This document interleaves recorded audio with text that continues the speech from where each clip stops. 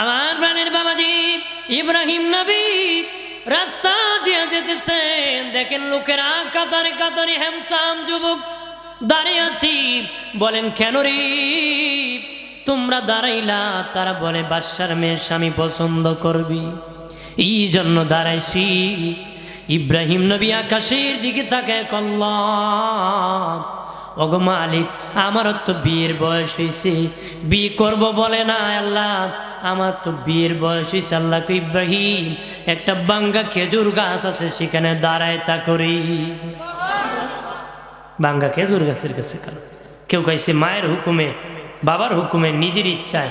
ইব্রাহিম নবী দাঁড়াইছে কার হুকুমে? কথা কনা। ইব্রাহিম নবী পাগড়ি পরিধান অবস্থায় দাঁড়িয়ে গেছি। লোকেরা বলে তুমি কে? উনি বলেন আমি একজন প্রার্থী। তারা মস্কানি করে মোল্লা বেডো দাঁড়াই গেছে পাগড়ি পরে। আবার ভয় হয়, কয়েকখানে যারা দাঁড়াইছি যতই হ্যামসাম কো, তার চেয়ে কেউ সুন্দর নারী। কারণ বাবাজি যখন যেই নবী পাঠান তার চেয়ে কোনো সুন্দর কাউকে বানান নাই। বনি ইসরাইল ৭০,০০০ নবীর মধ্যে সবচেয়ে বেশি সুন্দর ছিলেন ইব্রাহিম আলাইহিস সালাম। ইব্রাহিম নবী সুন্দর ছিলেন। কি ছিলেন? ইব্রাহিম নবী কি সুন্দর, ওই যুগের সবচেয়ে বেশি সুন্দর ছিল ইব্রাহিম নবী। দাঁড়িয়ে আছে, বাদশার মেয়ে বের হয়েছে, এলান হয়ে গেছে, এলান হয়ে গেছে বাবাজি, বাদশার মেয়ে বের হয়েছে, সাবধান।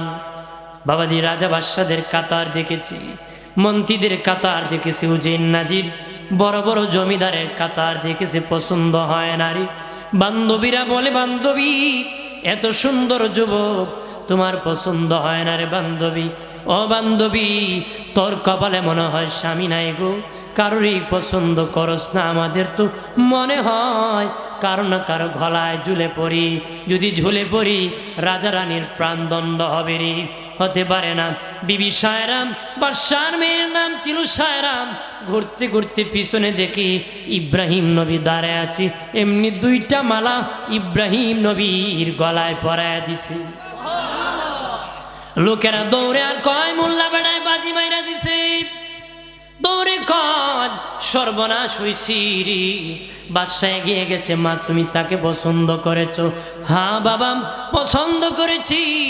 বান্ধবীরা বলে হ্যাঁ বান্ধবী তুমি তাকে পছন্দ করেছো? বেবি সায়রা বান্ধবী যার জন্য মেলা জমাইছি, আমি তো এই জমাট করার দরকার ছিল না রে। আমি তো আমার এই বন্ধু ইব্রাহিমের জন্য মেলা জমাইছি, তাকে পাওয়ার জন্য জমাইছি। আমার বন্ধুর কপালে আছে নূরে মুহাম্মদী। আর জোরে বলি বিবাহ হয়ে গেছে বাবাজি। বিবাহের পরে বাবাজি কোনো ছেলে সন্তান হয় না, বাচ্চা হয় না। উনি আর একটা বিবাহ করালেন ইব্রাহিম নবীকে, হাজেরাকে। বিবি হাজেরাকে বিবাহের পরে ওনার ঘরে একজন সন্তান হলো হযরত ইসমাইল। ইব্রাহিম নবী বাবাজি ওই ইসমাইল নবী ইব্রাহিম নবীর ছোট বিবি হাজেরার ঘরে পৃথিবীতে শুভ আগমন করলেন। বিবি সায়রার ঘরেও তখন ইসমাইল নবী আসার পরে একজন সন্তান জন্মগ্রহণ করলেন। উনি হলেন হযরত ইসহাক আলাইহিস সালাম। বড় বিবি সায়রার ঘরে একজন ছেলে হয়েছিলেন, তিনের নবী, নাম ইসহাক আলাইহিস সালাম। ইসমাইল নবীর বাবাজি এসেছিলেন হাজেরার ঘরে, দুই সন্তান হইল। ইব্রাহিম নবী দোয়া করেছিলেন, আল্লাহ ও মালিক মহানবী শ্রেষ্ঠ নবী রাহমাতাল লিল আলামিন কার বংশে পাঠাও আমি জানি না, তবে আল্লাহ গো আমি দোয়া করতেছি আমি ইব্রাহিমের বংশে তুমি পাঠায় দিও। আমার আল্লাহ ইব্রাহিমের বংশে পাঠাইছে। ও বাবাজি ইসহাক নবীর থেকে বনি ইসরাইল ৭০,০০০ নবী আগমন করছে। ইসহাক থেকে বনি ইসরাইলের ৭০,০০০ নবী এসেছে, কিন্তু ইসমাইল নবী থেকে একজন নবী এসেছে। তিনি আমার আপনার নবী, হায়াতুল নবী, জিন্দা নবী, নূরের নবী। এখন উম্মতের জন্য কান্না করতেছে, উম্মতের জন্য কান্না করতেছে। ওই নবী একাই বনি ইসমাইল বংশে শুভ আগমন করছে। আপনারা বলেন যে বংশে 70,000 নবী এসেছে ওই বংশের দাম বেশি, না যে বংশে শুধু আমাদের নবী একা এসেছেন ওই বংশের দাম বেশি? কেন জানুনি? এই একজন নবী এসেছেন ওই বনি ইসমাইল বংশের দাম বেশি। কারণ কি? যিনি সব নবীর চেয়ে নবী, নবীরও নবী, 70,000 নবীরও নবী, এই জন্য ওই বংশের দাম বেড়ে গেছে। সুবহানাল্লাহ। কত দাম আমার নবী, একা আসছেন ওই বংশের দাম বেশি। আর ওই বংশে 70,000 নবী আসছে, কিন্তু এর চেয়ে একা যে নবী আসছেন ওই বংশেরই দাম। এরপরে প্রাণের বাবাজি ওই নূর আস্তে আস্তে নবী দাদা খাজা আব্দে মুত্তালিবের পেশা নিতে আসছে।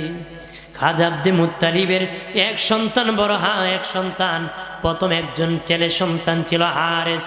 বাবাজি উনি আল্লাহর কাছে দোয়া করলেন, আল্লাহ ও মালিক, তুমি যদি আমার 10টা সন্তান দিতা গো, ওই সন্তানটাকে একটা সন্তান তোমার নামে কাবা ঘরের সামনে কুরবানি করে দিতাম।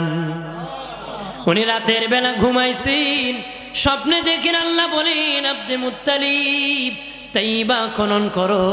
উনি বুঝেন নাই। দ্বিতীয় দিন দেখলেন তাহেরা খনন করো, বুঝেন নাই।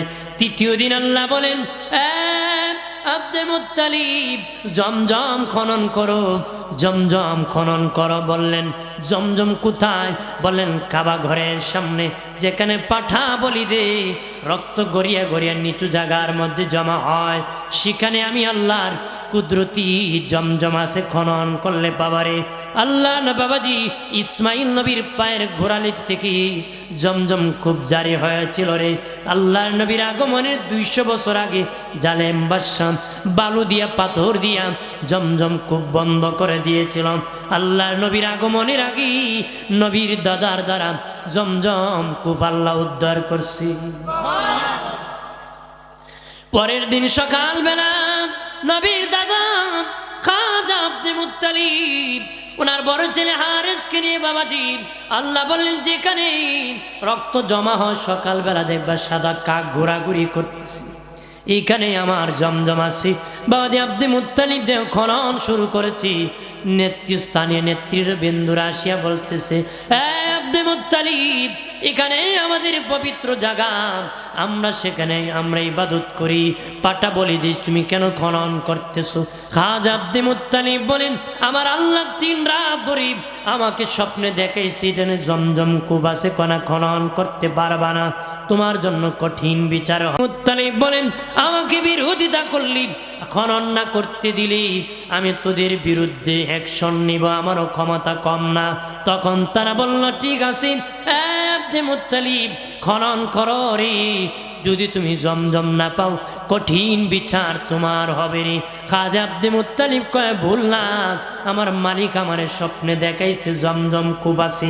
খনন করতে করতে বাবাজি হঠাৎ করে পানির নহর জারি হয়ে গেছে রে। তখন আব্দে মুত্তালিব আল্লাহু আকবার বলি চিৎকার করলেন। বাবাজি আজও আরববাসীর স্বভাব ভালো সংবাদ পেলে আল্লাহু আকবার বলে আওয়াজ করারি। খাজা আব্দে মুত্তালিব পানি যখন জারি হয়ে গেছে রে, তখন আল্লাহু আকবার বলে আওয়াজ করেছে। লোকেরা দৌড়ে আসিয়া দেখে পানির নহর, ডাকে বলে, আব্দে মুত্তালিব, আব্দে মুত্তালিব ওই জমজমের কূপের মালিক তুমি একা না, আমরাও মালিক তুমি একা না। আগে বলছে কঠিন বিচার করবি, এখন কয় তারাও মালিক।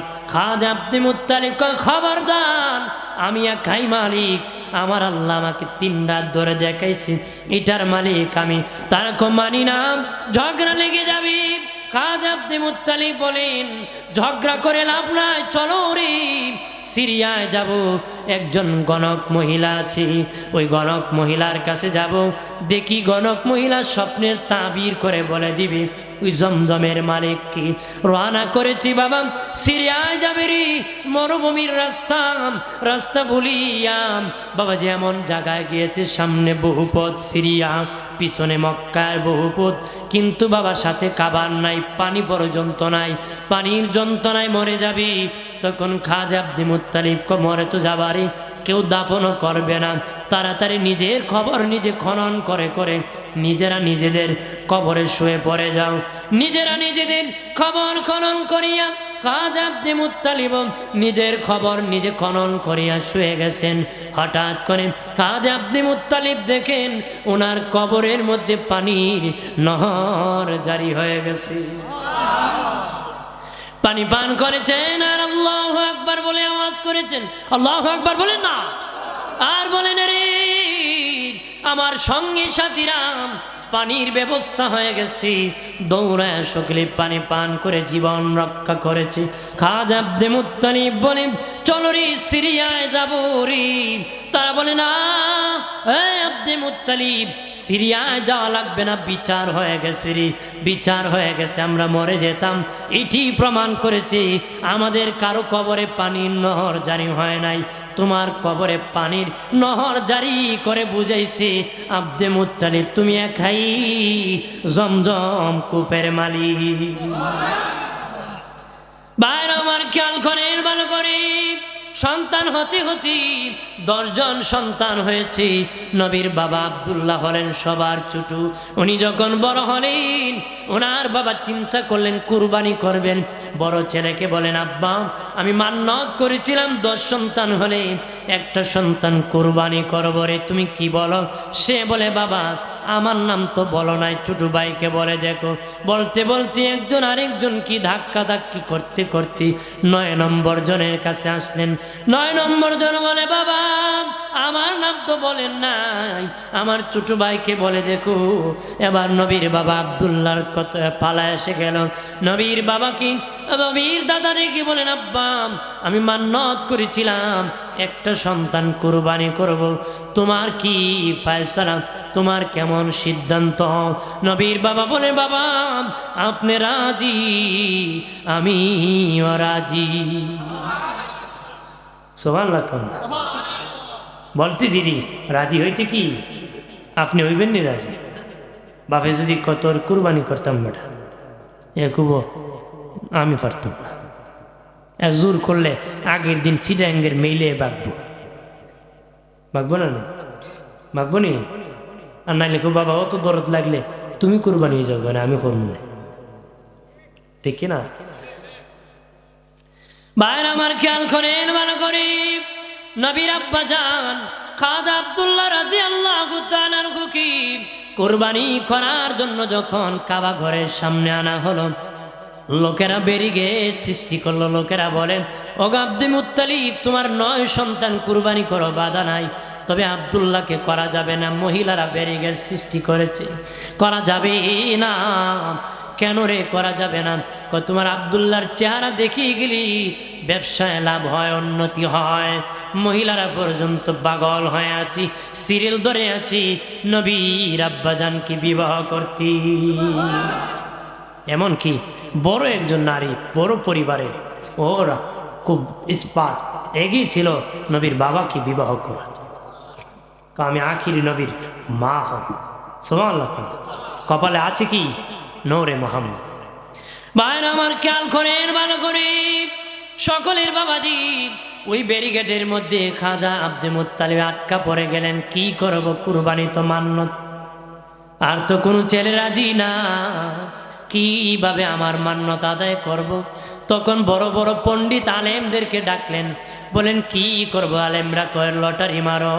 ও আব্দে মুত্তালিব লটারি দাও, এক পাল্লা 10টা উটের নাম দাও, আর এক পাল্লায় তোমার সন্তান আব্দুল্লাহর নাম দাও। ঠিক বাবাজি 10টা উটের নাম দেওয়া হলো, আরেক দিকে বাবাজি নবীর বাবার নাম দেওয়া হলো। নবীর বাবার নাম উঠে যায়, 20টা দিয়েছে নবীর বাবার নাম উঠে যায়, 30টা দিয়েছে নবীর বাবার নাম উঠে যায়, 40টা দিয়েছে বাবার নাম উঠে যায়, 50টা 60টা 80টা 90টা দিয়েছে নবীর বাবার নাম উঠে যায়। ঠিক বাবাজি 100টা উট দিয়া যখন নবীর বাবার নাম দিয়েছে, এবার বাবা নবীর বাবার নাম উঠে নাই, উটের নাম উঠে গেছে। খুশি হয়েছেন না আপনারা? দেখুন না সুবহানাল্লাহ, খুশির আওয়াজ তো আসতে হওয়ার কথা না, কন্যা সুবহানাল্লাহ। আরো জোরে দুশি পরে আল্লাহুম্মা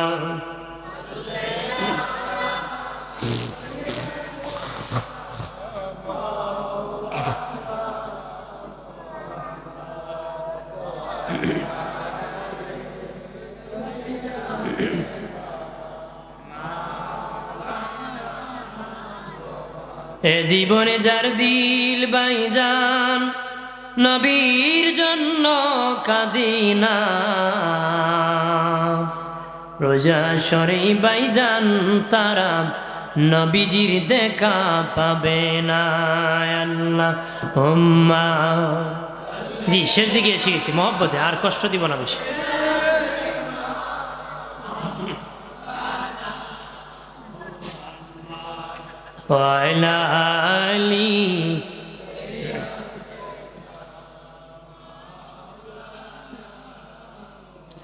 আমার প্রাণের বাবা জিরানি, যখন নবীর বাবা নাম উঠে গেল তখন তারা বলে নবীর বাবার নাম না উঠে যখন উটের নাম উঠে গেল 100 উটের নাম।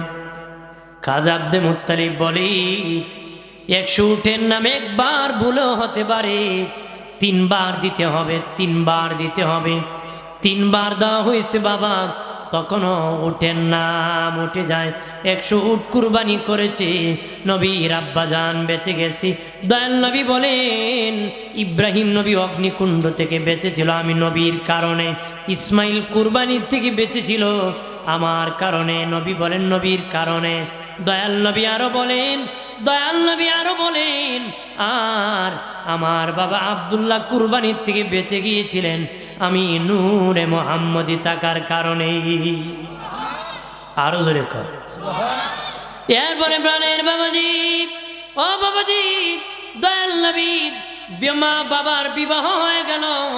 আম্মা জান আমেনার সাথে ওনার বাবার নাম আব্দুল ওয়াহাব জোহরি, মা আমেনার বাবার নাম আব্দুল ওয়াহাব জোহরি। জোহরির সাথে জোহরির মেয়ের সাথে মা আমেনা ওই যুগের থেকে বা পবিত্র তাহেরা ছিলেন। ওই যুগে আমাদের নবীর আম্মার সে পবিত্র কেউ ছিল না রে। ওই মা আমেনার সাথে নবীর আব্বাজানের বিবাহ হয়ে গেল। পরের দিন বাবাজি রাতের বেলা লম্বা ঘটনা। পরের দিন নবীর আব্বা জান নবীর মা বলে আমার স্বামী কাজ করতে বহুদূর চলে গেছেন, ঘরে খাবার নাই, এমনকি খাওয়ার পানিও নাই। আমি আমেনা ঘর থেকে বের হলাম, হয়ে দেখি একটা পাহাড়। আমি পাহাড়ের উপর উঠে গেলাম, উঠে দেখি একটা ঘর দেখা যায়। আমি ঘরের মধ্যে ডাক দিলাম, দেখি ঘরের মধ্যে পরে দেখলাম 320 বছরের একজন মহিলা বাস করে, বিছানা থেকে নড়াচড়া করতে পারে না রে। মা আমেনা বলেন আমি যখন ওই ঘরে ডাক দিলাম, ডাক দিতে দেরি, ওই 320 বছরের মহিলা চিৎকার করতে দেরি নাই, কে কোথায় আছো, তাড়াতাড়ি দরজা খুলে দেখো আমেনা নামক কোন মহিলা আমার ঘরের দরজায় আসেনি। ঠিকই দরজা খুলে কমাম তোমার নাম কি গো? আমার নাম আমেনা। আমেনা। তখন ওই বৃদ্ধা মহিলার কাছে নিয়ে গেছি। আমেনা। তখন বলে মা কেমনে বুঝলা আমি আমেনা? বৃদ্ধা মহিলা কমাম গত রাত্রি তোমার কি বিবাহের আগের দিন হয় নাই? আব্দুল্লাহর সাথে কি তোমার প্রথম রাত বাসর হয় নাই?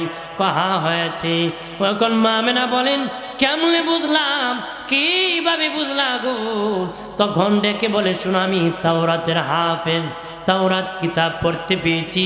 আমি পেয়েছি আখিরি নবী প্রথম রাত্রি যেদিন সেদিন তার মা বাবার বিবাহ হবে, বাসর রাত্রি পরে পরের দিন সকালবেলা আমি বৃদ্ধার ঘরে পানি নেওয়ার জন্য হাজির হবে। মা আমেনা বলেন আপনি তো চোখে দেখেন না, আমি যে এসেছি কেমন দেখলেন? বলে শোনো রে ইমাম, আমার নাকের মধ্যে নূরে মুহাম্মদের ঘ্রাণ পেয়েছি। ওই বৃদ্ধা মহিলা বলে আমেনা, ওগো আমেনা, আপনার কদমে আমি একটু চুমু খাবো, আপনার কদমে একটু আমি চুমু খাবো, অনুমতি দিয়ে দেন। মা আমেনা বলেন, মা আমেনা ডেকে বলেন আপনি আমার দাদুর চেয়ে বৃদ্ধ, আপনি আমার দাদুর চেয়ে বৃদ্ধ, আপনি কেন আমার কদমে চুমু খাবেন? মা আমেনা বলতেছেন, ওই মহিলা ডেকে বলে মা তোমার কদমে চুমু খাবো না, আমি রহমতের নবীর কদমে চুমু খাবো।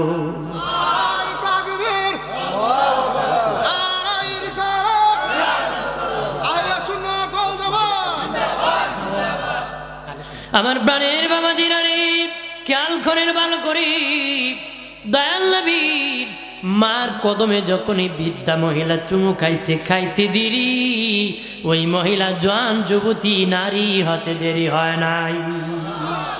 নবীর আব্বাজান বিদায় হয়ে গেলেন, পৃথিবীতে আসার আগে বিদায় হয়ে গেলেন। নবীর মা যখন রাস্তা দিয়ে হাঁটেন, গাছ সালাম জানায়, শক্ত পাথর নরম হয়ে যায়, গরম বালু ঠান্ডা হয়ে যায়। গাছ আসিয়ে সালাম জানায়, ঘ্রাণ বের হয়, সুঘ্রাণ বের হয়, সুঘ্রাণ। লোকেরা খাজা আব্দে মুত্তালিব কে ডেকে বলে, আব্দে মুত্তালিব, তোমার ছেলে বাচ্চা নাই, তোমার বউ বিধবা বৌমা, কিভাবে এত ঘ্রাণ পরে বের হয়? নবীর বাবা, নবীর দাদা শিয়াম নবীর দাদিকে ডেকে বলে, বিবি, আমার ছেলে নাই, আমার ছেলের বউ, কি ঘ্রাণ পরে বের হয়, আমার নাক কাটা যাইতেছি, ইজ্জত চলে যাইতেছি। নবীর দাদি বলে, স্বামী, আমিও আপনাকে বলার জন্য অপেক্ষা করতেছি। আমেনা গোসলখানার থেকে বের হলে গোসলখানার মধ্যে মেশকের ঘ্রাণ বের হয়। তখন মা আমেনাকে ডাকা হলো, জিজ্ঞাসা করা হলো, আমেনা, ও আমেনা, তুমি কি ঘ্রাণ পড়ো গো মা? এইরকম ঘ্রাণ বের হয়। মা আমেনা, আব্বা, কসম খেয়ে বলি কোনো ঘ্রাণ পড়ি না। প্রতি মাসে মাসে এক একজন পয়গাম্বর আসে, সালাম জানায়, আর বলে আমার পেটে নাকি নূরে মোহাম্মদী। আব্বাজি দেখেন তুতু ফেলে দিতেছি, ওই তুতু থেকে ঘ্রাণ বের হয়। আরো জোরে খাওয়া ভাইরা আমার, খেয়াল করেন, ভালো করে। নবীর আগমনের খবর জানি, নবী এসেছিলেন রে। কেমন নবী? দয়াল নবীর মা বলেন, পৃথিবী যত সন্তান আসি, দুর্গন্ধ ছড়াইতে ছড়াইতে পৃথিবীতে আসি রে। দুর্গন্ধ ছড়াইতে ছড়াইতে আমি আপনি পৃথিবীতে এসেছি। নবীর মা বলেন, আমার বাবা মোহাম্মদ মেশকের গান ছড়াইতে ছড়াইতে পৃথিবীতে এসেছি। দুনিয়ার সন্তান উলঙ্গ আসি। মা আমেনা বলেন, আমার বাবা বেহেশতি কাপড় পরিধান অবস্থায় আসছে। দুনিয়ার সন্তানের নার কাটতে হন। নবীর মা বলেন, আমার বাবা নার কাটা অবস্থায় এসেছে। দুনিয়ার সন্তানের খতনা করতে হয়। নবীর মা বলেন, আমার বাবা খতনা অবস্থায় এসেছে। দুনিয়ার সন্তান মায়ের নির্ধারিত জায়গা দিয়ে আগমন করে। মা আমেনা বলেন, আমার বাম পাদরের নিচ দিয়ে আমার সন্তান আগমন করেছে। দুনিয়ার সন্তান ওয়াহ করে কান্না করে, আমার সন্তান উম্মতি উম্মতি বলে কান্না করেছি। আল্লাহ বলেন, কাদ অবশ্যই, যা তিনি আসিয়াছেন কুম তোমাদের নিকটে মিনাল্লাহ, আল্লাহ হইতে নূর, নবী মুহাম্মদুর রাসূলুল্লাহ সাল্লাল্লাহু তাআলা আলাইহি ওয়াসাল্লাম, ওয়া কিতাবুম মুবিন, প্রকাশ্যে 30 পারা কালামুল্লাহ শরীফ। সুবহান। অনেক ভাই সাহেবেরা ইখতিলাফ করে ওই নূর দ্বারা, তারা বলে কোরআনকে বোঝানো হয়েছে। ভাই সাহেব, আপনার ঘরে যদি তাফসিরে জালালাইন শরীফ থেকে দেখি, জগৎ বিখ্যাত হাফিজুল হাদিস আল্লামা ইমাম জালালউদ্দিন সুয়ুতী, যিনি 22 সনদ সহ 2 লক্ষ হাদিস মুখস্থ জানতেন, ইমাম জালালউদ্দিন সুয়ুতী বলেন, ওই নূর দ্বারা কার নূর বোঝানো হয়েছে? তিনি বলেন, হুয়ান নবী সাল্লাল্লাহু তাআলা আলাইহি ওয়াসাল্লাম। উনি বলেন, ওই নূর দ্বারা আমার নূরের নবীর নূর মুবারককে বোঝানো হয়েছে। আর জোরে কন্যা, একজন নবী আসিল গো সোনার মদিনা, একজন নবী আসিল গো, আর যার প্রেমেতে মজনু হলেন, যার প্রেমেতে মজনু হলেন খুদে রাব্বানা, একজন নবী আসিল গো, বলেন না, একজন নবী আসিল গো, আর যার প্রেমেতে মজনু হলেন, যার প্রেমেতে মজনু হলেন খুদে রাব্বানা, একজন নবী আসিল গো, একজন নবী আসিল গো সোনার মদিনা, যাহার আগমনের তরে কাবা ঝুঁকে সিজদা করে, যাহার আগমনের তরে কাবা ঝুঁকে সিজদা করে, তিনি আমার নূরের নবী, তিনি আমার নূরের নবী শাহে মদিনা একজন নবী আসিল গো সোনার মদিনা একজন নবী আসিল গো সোনার মদিনা আমার নূরের নবী এমন নবী যে নবী কাবা ঘরে তা খাইলে কাবা ঘর আলোকিত হতো নবী যখন বেহেশতি হাসি হাসতেন নবীর মুখ থেকে নূরের আলো বের হতো আর এই আলোতে শাম দেশের প্রাসাদগুলা পর্যন্ত আলোকিত হতো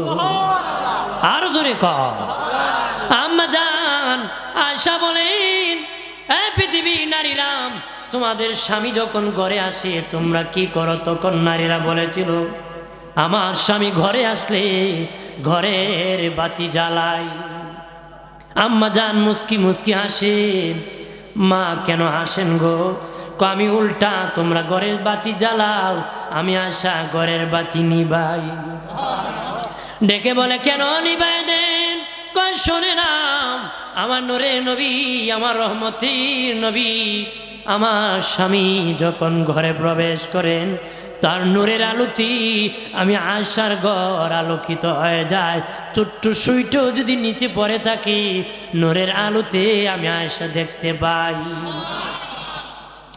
মায়েশা বলেন পৃথিবীর মানুষই পৃথিবীর একটা সূর্য আছে সকালবেলা পূর্ব আকাশে উদিত হয় ফজরের পরে সকালবেলা পূর্ব আকাশে উদিত হয় আমি আয়েশারও একটা সূর্য আছি ও পৃথিবীর মানুষ তোমরা শুনে নাও আমি আয়েশার একটা সূর্য আছি ওই সূর্য এশারের পরে গভীর রজনীতে আমি আয়েশার ঘরে উদিত হয় সেই সূর্য আমার নূরের নবী